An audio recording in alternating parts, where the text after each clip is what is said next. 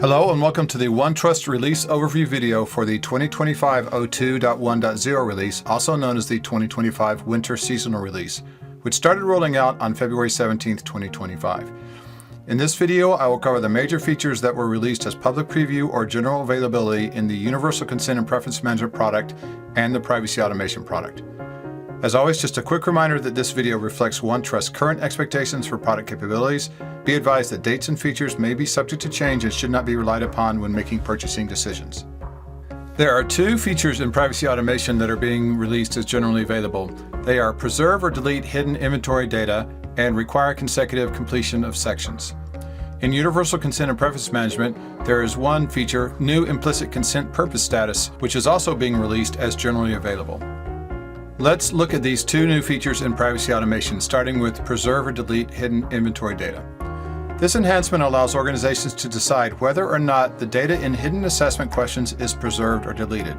Because OneTrust supports dynamic questions in assessment, it is possible that a question or questions may become hidden when updates are made to the assessment. Depending on how a question is answered, additional questions may be required, and these are dynamically added in the assessment. If these questions are answered, but in a future version of the assessment, the response to the primary question changes, these additional questions with their responses will become hidden. The current behavior is that these responses are preserved, but with this new feature, you have the ability to delete the responses.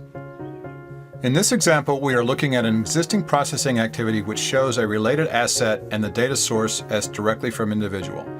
After launching a new version of the assessment, we can see that the asset and source from the previous version of the assessment has been preserved.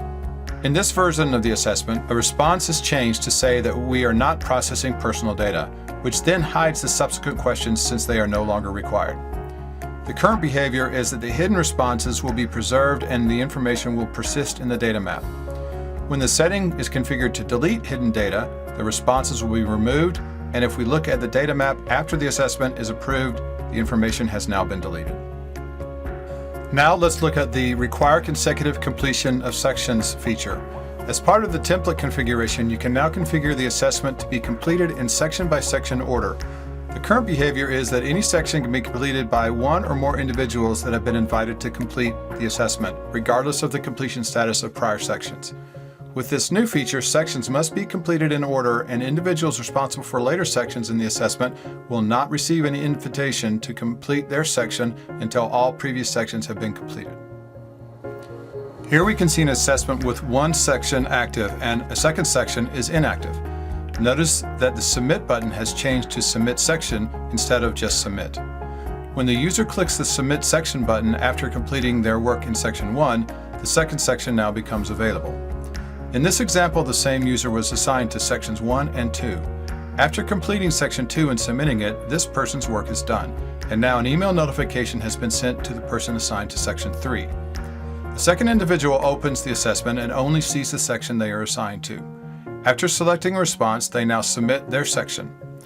The reviewer of the assessment is notified, and upon reviewing the responses, notices that the second person did not provide a correct response to the third section. As part of the sequential delivery feature, the reviewer now has the ability to only send back the section or sections that need to be updated.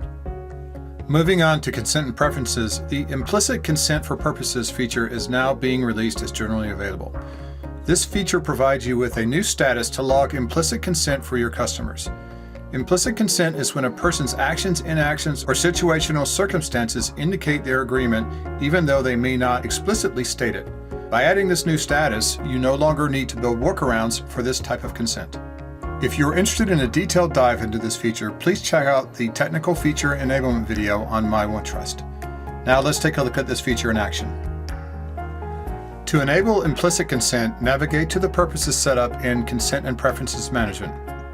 On the Details tab, under General Information, there is a new slider for implicit consent.